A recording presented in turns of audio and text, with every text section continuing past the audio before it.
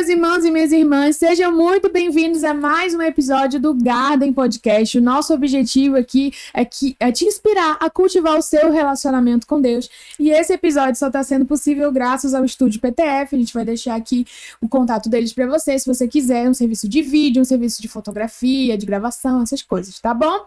E eu já quero começar pedindo para o nosso convidado de hoje se apresentar, que a gente quer te conhecer. Bom dia não, né? Desculpa. Pode ser bom dia, pode ser boa noite, boa tarde, na hora que você vai ver. Meu nome é Edivaldo Pereira Vieira Júnior, sou mais conhecido como Júnior. Kátia é minha irmã, o Breno também. Cara, tenho 39 anos e tenho uma caminhada aí, 3 filhas, né? Uma mulher, uma esposa abençoada, que é a Ju. E aí? Beijo, Ju.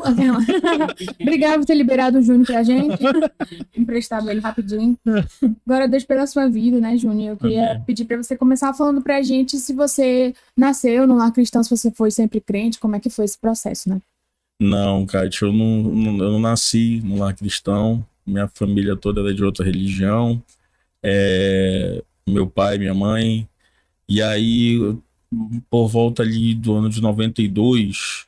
eu creio que meu pai se converte, 93, e nós vamos morar numa outra cidade, que é Boa Vista, Roraima, e lá eu começo a conhecer um pouco a religião, né, nova, que é o crente que a gente fala, né, que é o evangélico. Eu não concordo muito em falar evangélico, porque todos nós vivemos debaixo do evangélico, somos cristãos, né, somos o quê? Protestantes, né, acredito, né, e aí, com isso a gente começa a ter um trânsito dentro de casa com a questão mais pesada agora da religião, porque meu pai realmente se converteu, e aí começa a falar e eu começo a gostar daquilo, né?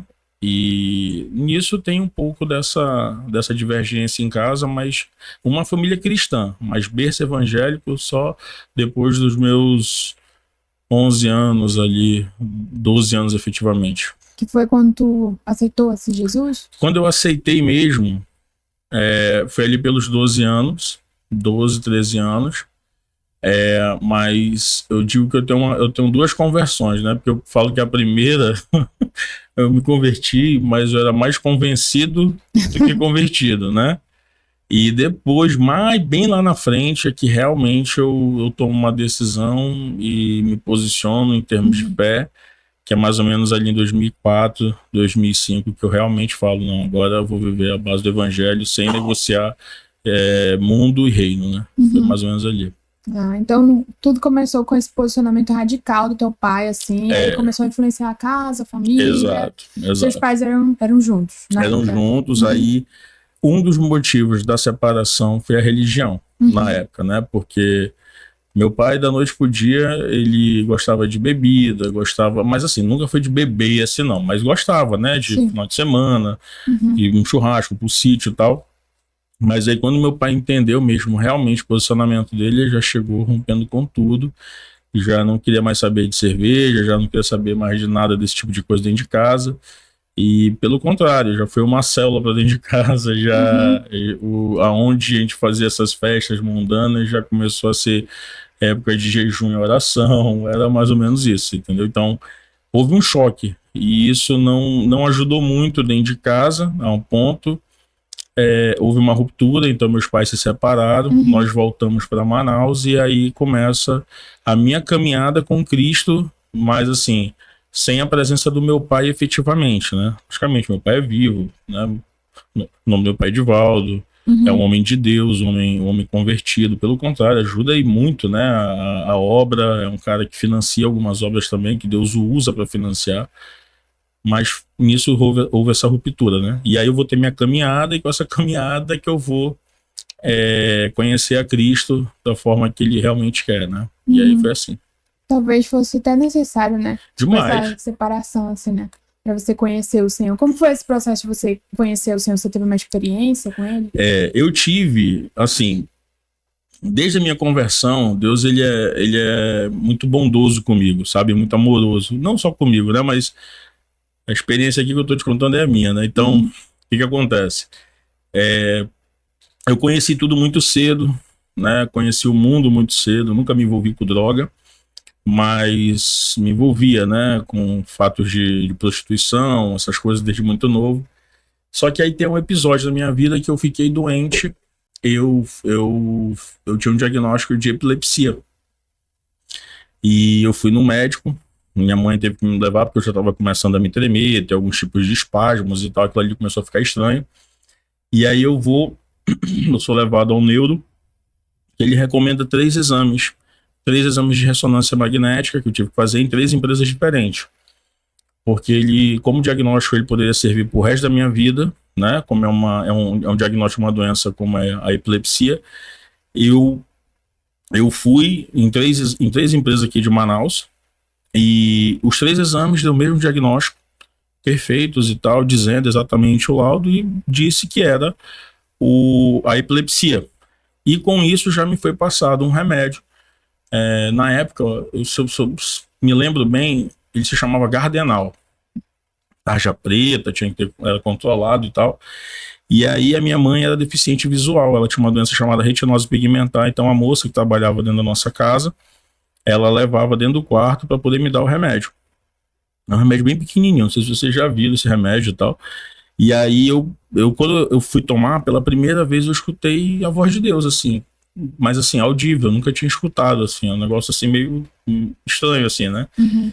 Mas é com muita ternura, muito amor, né? Que você escuta aquilo assim e falou assim, olha, não toma porque vai desligar a tua cabeça. Eu não entendi muito aquilo ali, mas eu entendi que aquela voz era boa e não vou tomar.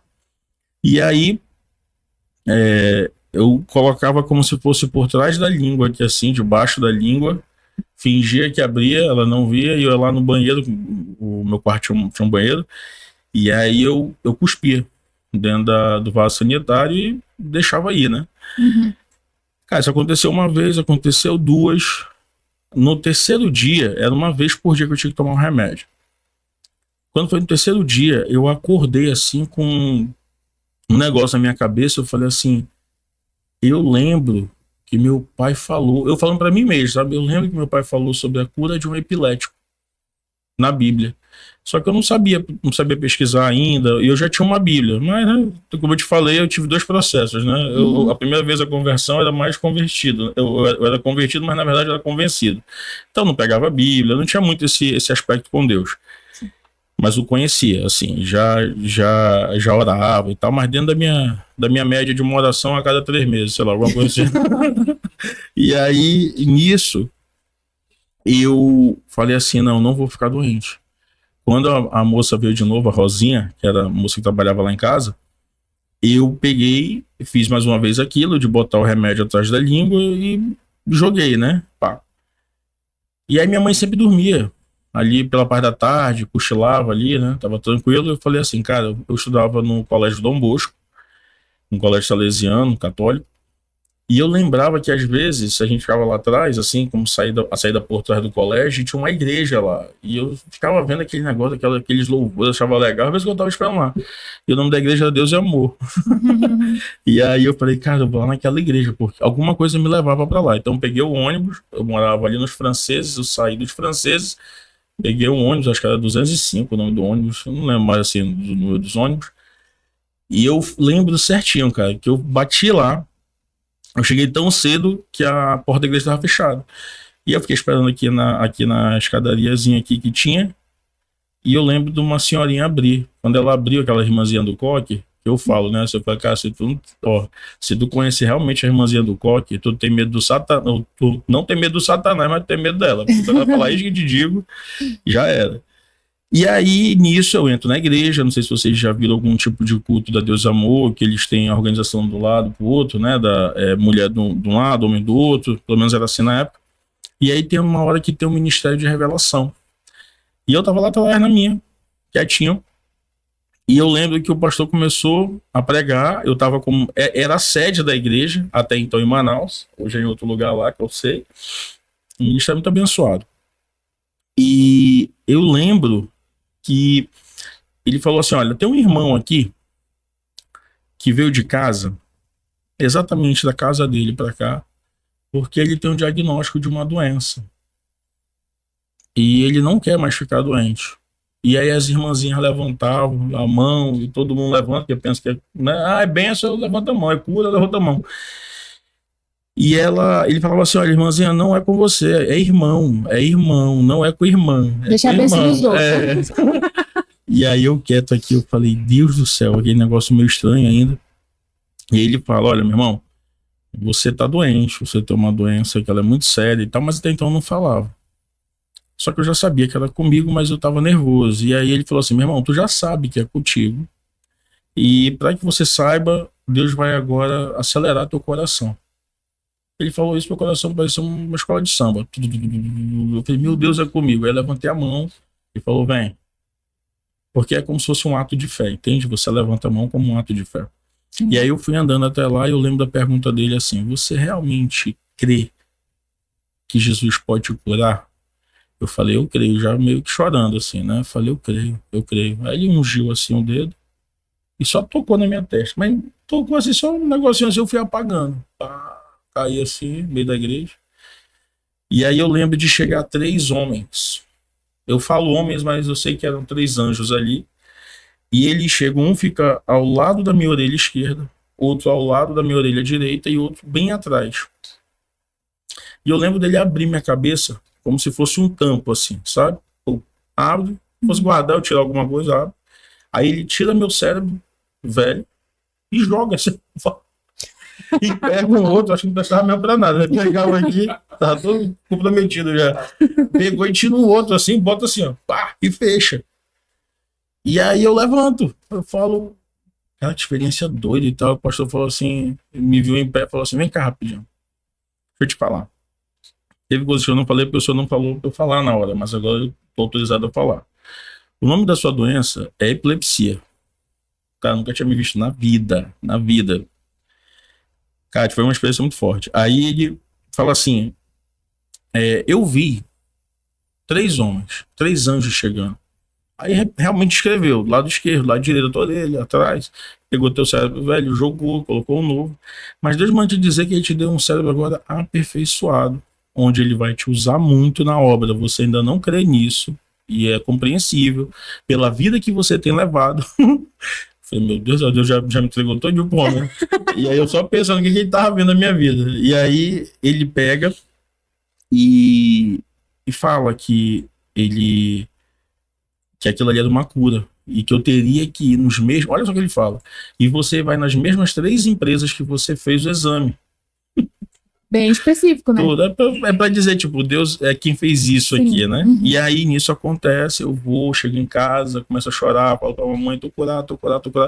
Eu esqueci de um detalhe, quando veio o diagnóstico, eu já não podia mais jogar bola, eu já não podia mais sair sozinho, eu ia ficar em observação no colégio, sim, porque é uma doença que você pode, a qualquer momento, cair ali, tomar, e eu não sei como é que tá hoje o tratamento, mas antigamente não era tão específico assim, então, certamente já evoluiu a medicina, mas eu não sei em que passo está. Uhum. E nisso eu fui realmente tocado e curado pelo Senhor, sabe? Até hoje, isso virou um testemunho. E ele falou que aonde eu tivesse oportunidade era para eu falar, que ele ia mostrar que eu ia falar. Às vezes eu já fui evangelizar uma pessoa que ela não gostava de ouvir a palavra, mas quando tu fala o testemunho, rompe a cadeia, né? Vai e começa a virar um terreno fértil ali pro Senhor. Então essa foi uma experiência violenta e essa foi realmente a minha experiência com Deus, uma conversão, só que eu ainda vou palhaçada ainda vou fazer minhas besteiras e tal. Até que eu conheço a minha esposa. Isso, tipo assim, tu teve essa experiência, ficou lá e tal, mas tu continua no mundo. É isso, quer dizer, né? Exato. E isso vai durar aí, Kátia, mais uns 5 anos. Uhum. Só que eu já estava numa transição, já não queria mais ficar tanto no mundo, aí já comecei a namorar, não deu certo, e aí até que eu conheço a minha esposa, que é a Ju, conheci como namorada em 2005. E aí quando eu olhei para ela, eu falei assim, cara, eu quero casar. E todo mundo falou assim, tá, e daí, tu de novo com essas conversas e tal. Eu falei, eu pago o dedo aqui, Manaus, aquelas coisas todas. Eu falei assim, não, cara, tô te falando, é a mulher que eu vou casar na minha vida. E aí nisso começa, e dessa brincadeira tem 19 anos. Então, uma das coisas que Deus me puxa pro caminho dele foi através da minha esposa, que não era convertida a nada, mas pelo olhar e o amor que eu já fui adquirindo por ela, já logo naquele começo, foi um caminho para eu ter mudado de vida. E aí me aproximei do Senhor, que já fazia tempo que eu estava precisando, senão acho que eu ia morrer mesmo. Eu já falei, não, acabou tua conta, bora, ou tu vem ou tu morre. E aí eu vou. Sim, glória a Deus, né? E eu acho legal a gente falar um pouco sobre essa questão da cura, porque hoje em dia parece que não se fala tanto sobre isso, parece que é muito distante da gente, né?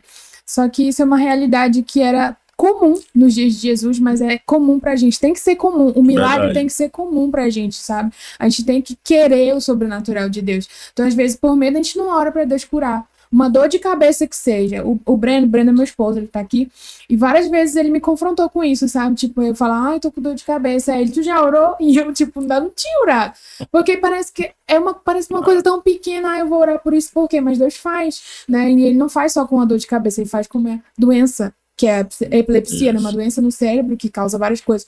Ele faz com um transtorno, ele faz com um câncer. Eu não sei se você tem algum diagnóstico na sua vida, mas eu queria te convidar a ser ousado na sua fé, sabe? Como se você fosse realmente a mulher do fluxo de sangue, tocasse nas bordas da veste de Jesus e falasse, eu quero ser curado.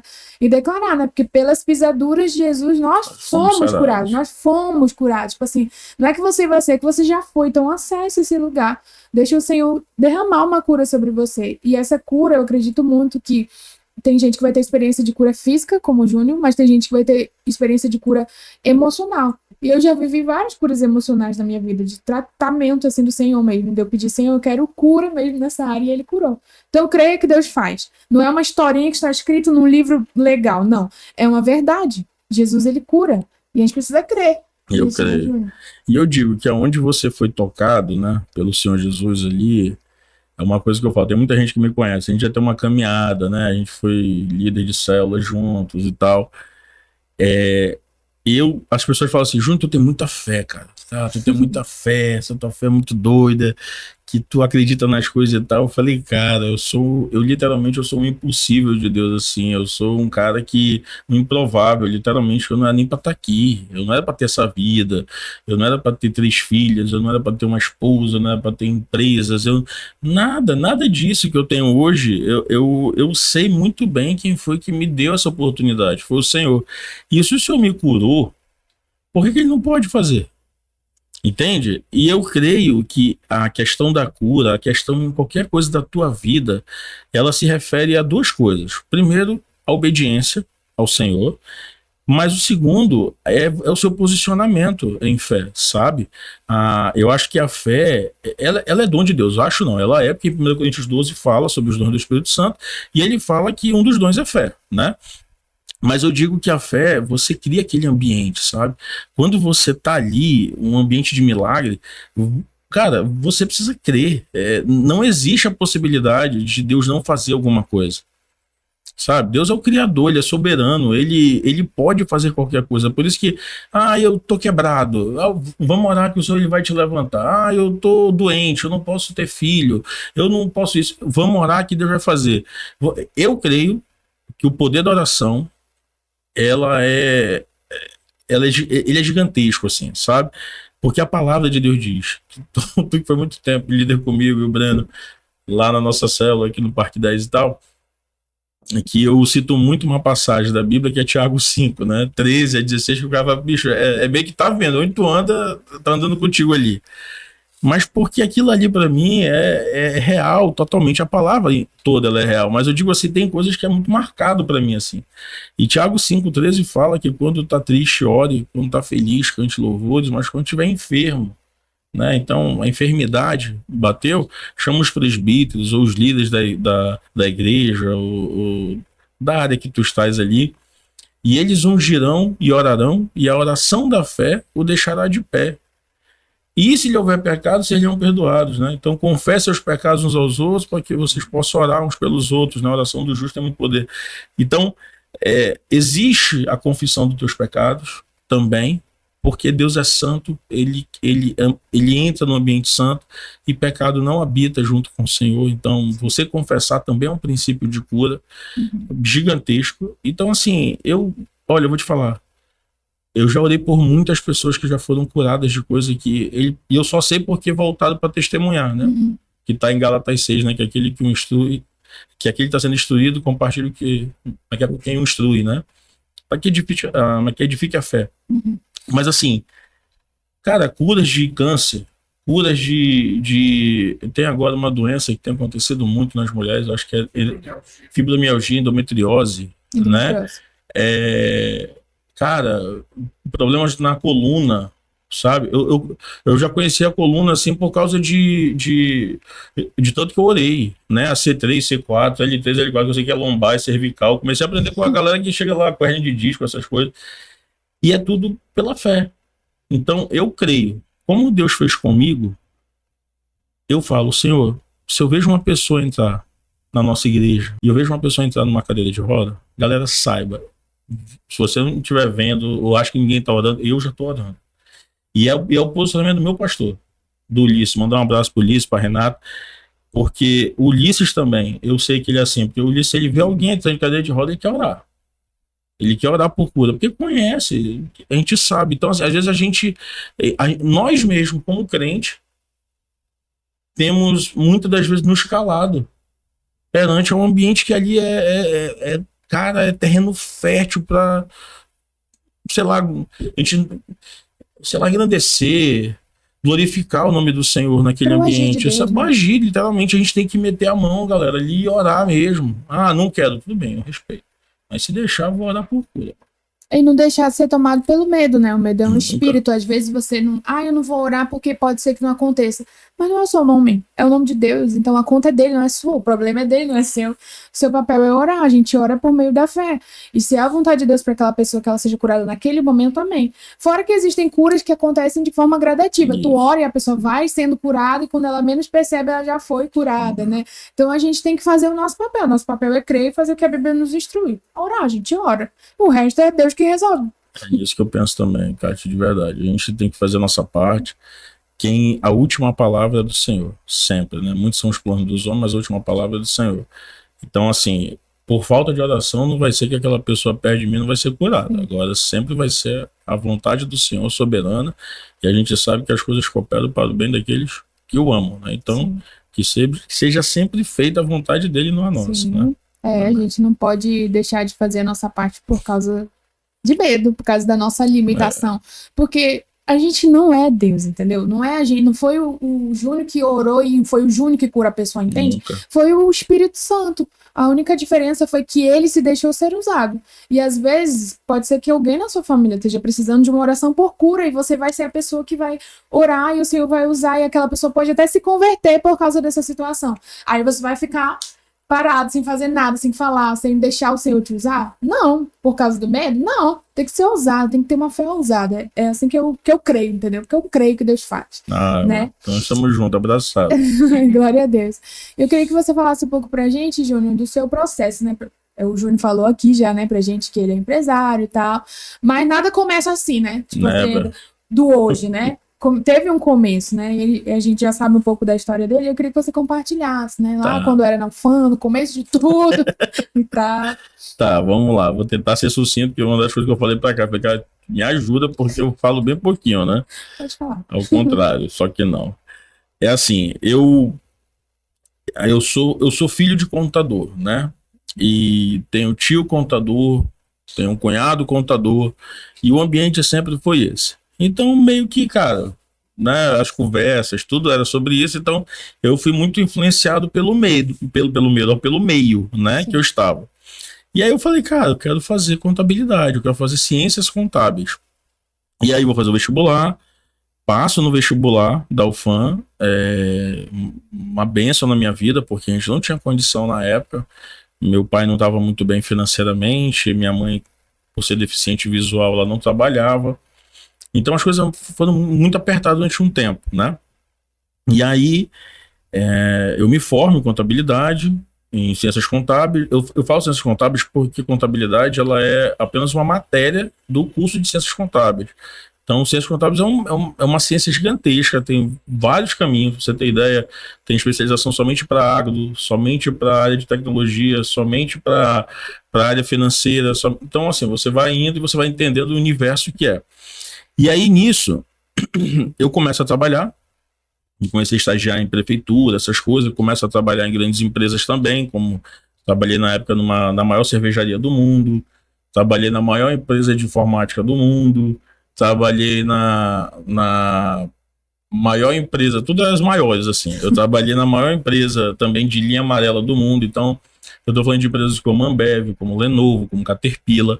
Aí fui estudar aí fui trabalhar na maior universidade do mundo, que era a Universidade, a Laureate, que tinha comprado aqui a Universidade Uninorte na época, que é a Laureate International University, que chamava.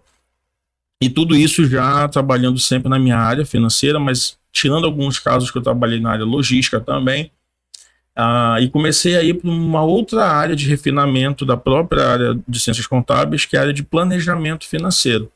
Porque muita gente confunde financeiro com finanças corporativas. Então, são duas coisas distintas. E aí eu fui para a área de planejamento financeiro, ali um mundo se abre na minha cabeça. Chego na última empresa que eu trabalhei como carteira assinada, isso é em 2015, até comecinho de 2016.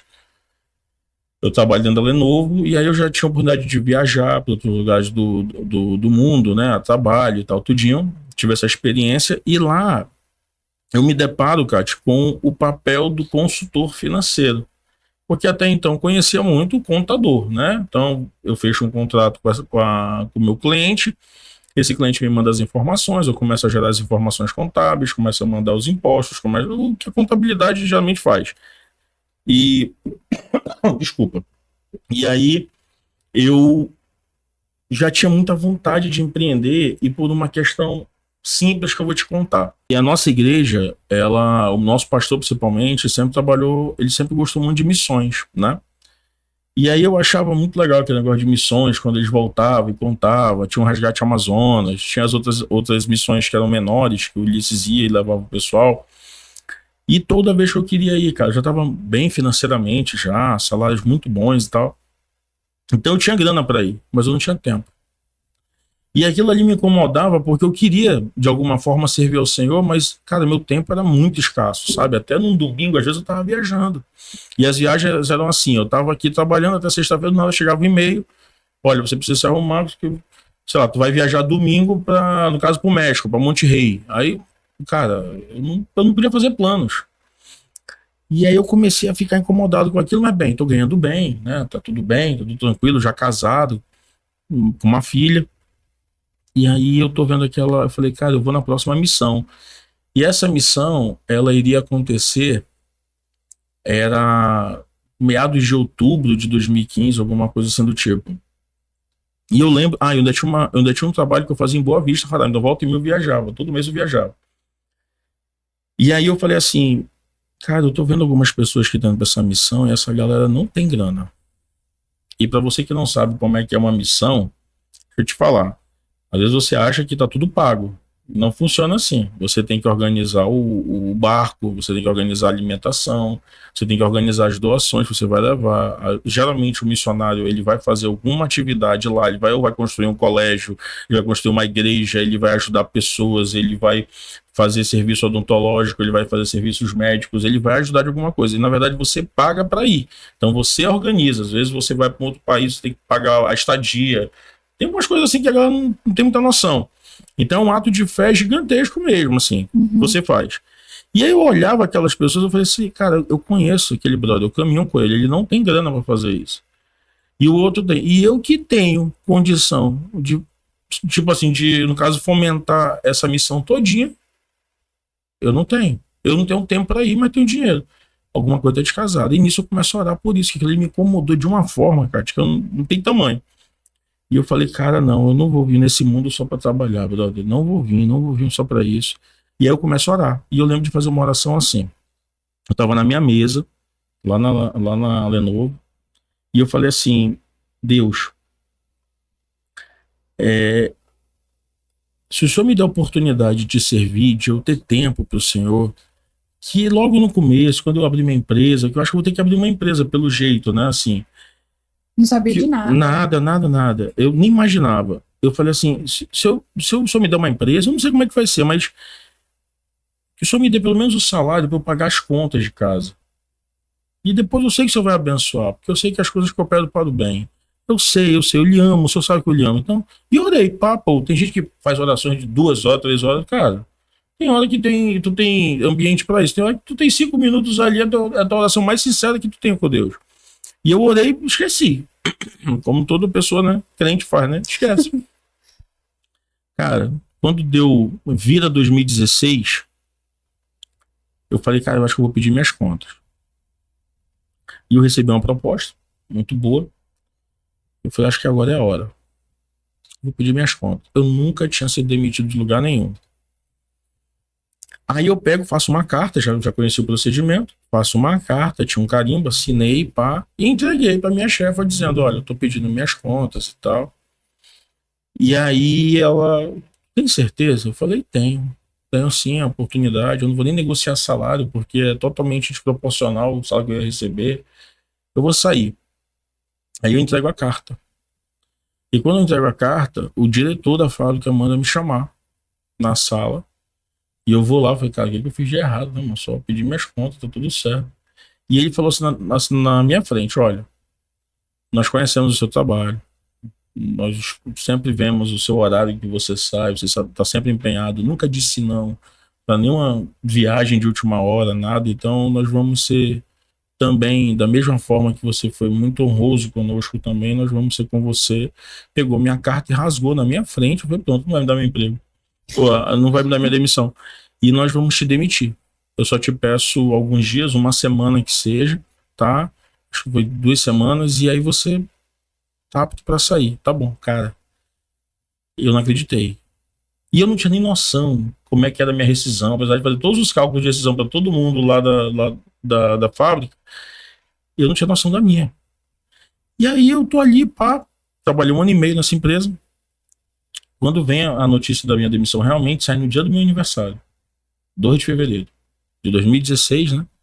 Eu falei, nossa. Aí quando eu fui ver minha rescisão, cara, deu uma bolada, sabe? Eu falei assim, não acredito, mano. Pá, peguei. E aí eu vou pra Roraima.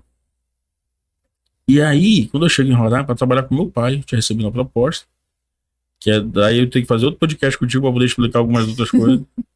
E aí chega lá, dá 3 meses, meu pai vem e fala assim, cara, Deus falou que não é pra você ficar aqui comigo. Eu falei, pai, não, isso não existe. Eu sei que não quer que eu esteja aqui e tal. Porra, renunciei tanta coisa e tal. Primeiro eu fiquei chateado, muito chateado. Fiquei decepcionado. E eu falei assim, não, cara, não acredito. E eu com vergonha, falei, cara, vou ter que voltar pra Manaus, cara. Desempregado, agora eu tava super bem e tal. Aí... E o meu pai é um cara muito... É um homem de Deus, sabe? Só que tem hora que Deus fala certos não pra ti, meu irmão, que tu não tá preparado. Tu não tá preparado. E eu, na hora, eu pensei, Deus, eu sei que tudo acontece debaixo da tua vontade. Como é que tu faz uma palhaçada dessa comigo? Eu tô aqui pra ajudar meu pai e tal. Tu vem e fala pra ele que não é pra eu ficar. De certeza não é o senhor, fala a verdade. Não, isso é o capeta falando. De certeza não veio do meu pai e tal. E aquele negócio comigo. Mas nem eu. Sabe quando tu ora, tu tá chateado, mas tu sabe que tem mão de Deus ali. E eu falei, todas as coisas acontecem porque o senhor, no caso, permite. Sei lá, foi desobediência e tal, alguma coisa. Não sei. Deus ficou calado. Quando eu cheguei em Manaus, agora eu tenho a Luísa, minha primeira filha, com alguns meses, 8 meses. Tenho uma esposa que eu fiz ela se demitir, porque com a grana que eu ia ganhar, eu falei, não, vai só cuidar das nossas filhas e tal, eu vou te dar um salário. Quanto é que tu ganha, X? Eu vou te dar X e mais um pouco para você só ficar com ela. E agora tá desempregado, então aluguel, tem umas coisas. E aí começou a murmuração. Ai, meu Deus, como é que tu faz isso comigo? Só que, mano, lembra da minha rescisão? O salário do meu pai ainda tinha mais 2 salários para receber. E era um ótimo do salário, não era ruim. E aí eu falei, cara, eu tô reclamando de quê, brother? Fora que eu já tinha uma reserva financeira que eu fui construindo ao longo do tempo. Eu tinha grana assim para passar tranquilo, mas muito bem, 1 ano e meio assim, mas assim, só estourando. Eu falei, cara, pelo que eu tô chorando, cara? Tá bom. Aí nisso, quando eu fui em Roraima, eu gostei daquela parada que meu pai me colocou numa posição de destaque. Então eu falei assim, cara, eu gostei da mesa do dono, gostei dessa mesa, dessa posição. Se eu tivesse uma empresa? Só que isso veio no momento que eu não pensava e começou a vir o desenho de uma empresa na minha cabeça. E o desenho foi o quê? Foi uma consultoria financeira. Porque do nada eu lembrei dessas experiências que eu fui para fora do país, essas coisas, e todo o ambiente corporativo que eu tinha vivido ao longo dos meus anos de carteira assinada. E eu falei assim, cara, então eu acho que eu posso vender esse tipo de produto para uma pequena e média empresa, porque ela não vai ter acesso a isso. Só empresas muito grandes que têm acesso a esse tipo de profissional. E tudo bem, não consegue me pagar o mês, mas pode me pagar horas para poder estar ali, e eu acho que com horas eu consigo desempenhar, até porque a operação deles não vão ser tão grande como é também uma dessa. E aí nisso eu não sabia como fazer. E aí Deus, eu falei assim, Deus, tem que me dar um sócio. E aí aparece a pessoa do Celso. Na época, a nossa empresa, ele já tinha uma empresa chamada Múltipla, Planejamento Empresarial, e eu entro de sociedade porque ele me chama, eu fui orar, e o meu primo, o Kizinho, que é o Anquísio, ele fez o meio de campo aqui entre nós dois. E quando a gente foi conversar, eu falei, cara, que era um sócio crente e tal, tudinho, e a gente teve o mesmo aspecto, vamos falar com as nossas esposas, vamos orar, é isso e tal, cara, a coisa começou a fluir. E eu lembro que o nosso começo, a gente só tinha uma mesa de madeira que ficava atrás da casa, lá no quintal da casa dele, onde a gente fazia nossas reuniões. E eu, cara, eu tento achar essa foto, que eu tô com essa foto, eu tiro assim e falei assim, olha, porque daqui a um ano a gente vai estar na nossa sala. Uhum. Eu falava assim, nossa sala comercial mesmo, nosso escritório. E era muito doido pra gente aquilo ali, né? Porque, Sim. cara, eu saio de uma realidade que nem 10% do que eu ganhava eu tava ganhando ali, Uhum. logo no começo. E aí começa o meu processo. Comecei a pegar gosto, a investir numa outra empresa, dos meus amigos que a gente foi junto, chamado Sistock. E aí, uma empresa de sistema, de gerenciamento de estoque inteligente e tal. Um abraço pro Neto, pro Mário também, Kizinho também é sócio. E aí eu pego e falei, cara, agora eu sou empresário. E aí vou conhecer esse mundo empresarial aqui, meu irmão, é pesado. Difícil, né? No Brasil é um ambiente muito hostil para você empreender. Porque negócio a gente é doido, né, mano? A gente fala, nós é louco, então vambora e tal. E aí Deus começou a abrir essa oportunidade, e nisso já estou fazendo 8 anos, eu abri depois a minha empresa, que também dá outro podcast para te falar o testemunho, mas nisso eu vou abrir minha segunda empresa, que agora é empresa de consultoria também, só que agora sozinho.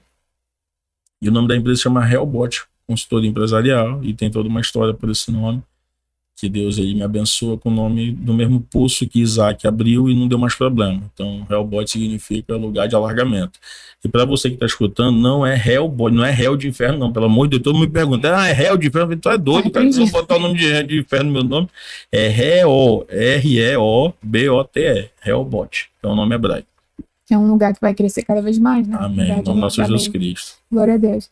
Eu pedi para o Júnior compartilhar um pouco dessa história com a gente, porque eu acho que às vezes a gente se fecha muito nessa caixinha de igreja, de ministério, e a gente esquece que a gente foi chamado para fora.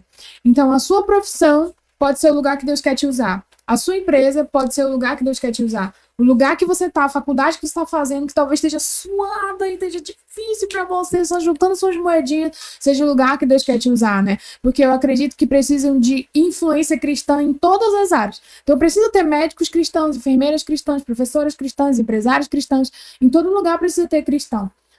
É importante que a gente sirva na nossa congregação, na nossa igreja, no que eles precisarem e tudo mais, mas a gente precisa lembrar que Deus também pode ter um propósito fora daquele ambiente pra gente, né? E eu posso falar isso com propriedade mesmo. Deus tem usado muito o Júnior nessa área. E muita gente talvez nem saiba disso, né? Mas ele é empresário e onde ele vai, assim, ele deixa um pouquinho de Jesus nas pessoas, ele ora pelas pessoas serem curadas. Deus chamou ele pra isso. Então, às vezes, Deus tá te chamando pra isso e você tá fugindo, você tá com medo, com certeza. Teve momentos que o Júnior se sentiu com medo, teve momentos que o Júnior duvidou, será que isso vai dar certo? Eu tô sendo maluco demais, a minha família, minha filha, meu casamento, porque ele já era um homem feito com a família dele, mas ele obedeceu ao Senhor, e ele tem colhido esses resultados, sabe? Então, se o Senhor tem te chamado para fora, se o Senhor tem te chamado e falado assim, eu quero usar a sua profissão, seja obediente. Honre aquilo que o Senhor está colocando nas suas mãos, porque o resto é com ele, é ele que vai fazer. Amém. Né? Deus é aquele que faz milagres quando a gente acha que não pode ter milagres, né? E eu acredito muito que Deus quer nos abençoar, sabe? Abençoar a nossa vida financeira, abençoar a nossa vida sentimental, nossa vida ministerial, sabe? Deus, ele não quer que a gente fique no fundo do poço. Existirão momentos de picos e vales na nossa vida, é normal, mas eu acredito que Deus tem prazer em abençoar seus filhos, né? Sem sombra de dúvida. Né? A Bíblia fala, né? Se um filho estiver pedindo do pai um pão e vai dar uma pedra, quanto mais o Senhor, né? Ele quer nos abençoar. Então, se você tem orado por essa área profissional, se você tem talvez até duvidado que isso pode dar certo na sua vida, creia que o Senhor faz. De verdade, creio que o Senhor pode ser que Ele tenha te chamado para isso e talvez essa conversa aqui, esse momento aqui, seja uma confirmação disso na sua vida. Amém? Amém. E eu queria, Júnior, antes da gente acabar e tudo mais, queria que você falasse um pouco pra gente, assim, sobre como que você faz, porque já faz muitos anos que você caminha com o Senhor. Como que você faz para manter essa chama acesa na sua vida? Minha amiga, eu vou te falar. Primeiro de tudo é você compreender que Deus te deu uma oportunidade gigantesca, se revelou a você, e é um Deus que não precisa de você. Não precisa, Ele é soberano, tá? Então, mas Ele te deu oportunidade porque Ele te ama. Não é que Ele precisa, Ele te ama. É diferente.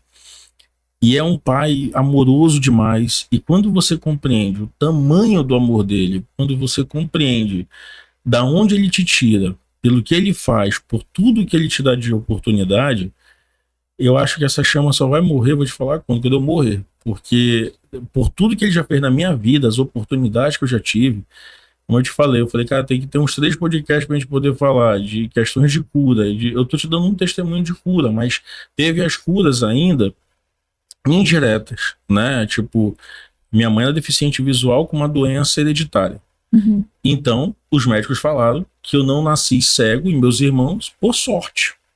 Nunca foi Deus, né? Foi sorte que eles falaram. O demoniado fala isso. E aí, ele falou assim, então já que vocês não foram, que já tiveram muita sorte, tuas filhas vão ser, teus filhos vão ser cegos. Então eu já tinha esse decreto sobre a minha vida. Sim. Isso me perturbou muito, muito.